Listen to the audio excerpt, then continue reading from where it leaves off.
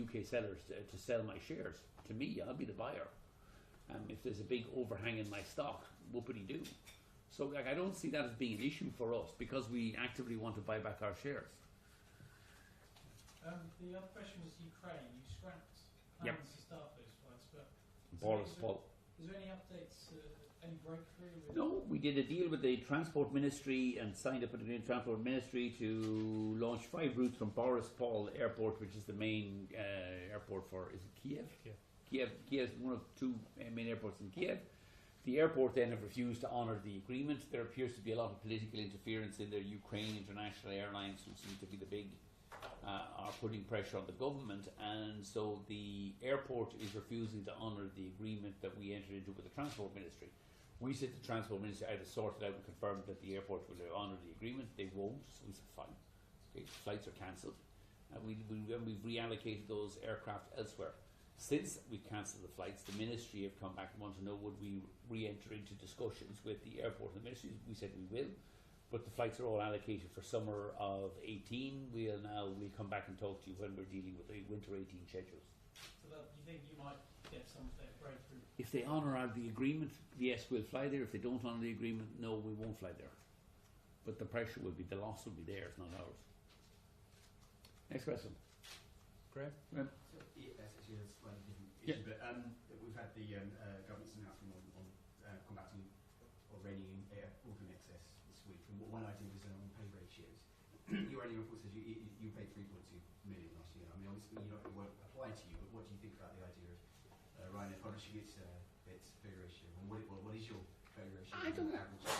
Well, ours will look good because the average pay in Ryanair is about 50 grand, so we'll be fine. I mean, it's a nonsensical. I mean, it's typical of a government that has no fucking leadership and no idea where it's going. You know, as the Brexit crisis lurches from fucking one crisis to another, the best thing she can do is to bugger off to Japan for 3 days, which is going to get tough on boardroom pay. You think Martin Sorrell gives a shite if WPP are on some bad boys list of what? Like, people already have a non-binding vote on executive pay. Whether my shareholders in Ryanair, you know, if they want to, I think there's usually about 90% in favour of my pay. What are they going to do if that goes to, I think, is it 80%? They're going to publish a list that if there's 20% of shareholders vote against the chief executive's pay package or something, so what? If you're on the list, what would you do? Nothing. I mean, it's this sort of inane bureaucratic nonsense. Now, you know, far be it for me to argue whether Martin Sorrell is worth 50, 40 or 50 million a year, but you think Martin Sorrell is going to give up his 40, 50 million a year just because Theresa May puts him on a list of, I mean, his pay package gets huge publicity every year anyway. Most chief executives of PLCs get this coverage when they come round to an AGM. I mean, if Mrs. May was really serious about excessive pay, why isn't she employing I think she should be actually taking on Premiership fucking footballers. Because if you had Premiership footballers, Sanchez apparently is going to my beloved Man City for 400 fucking grand a week. Now, I don't know what your average steward in fucking the Etihad gets, but it sure as hell ain't 150 of what Sanchez is on a week. I mean, I think actually company bosses are remarkably badly paid. If you can have Wayne Rooney getting 300 grand a week and Sanchez on 400 grand a week, fucking I'm seriously underpaid. I don't score as many goals as they do, but I employ a lot more fucking people.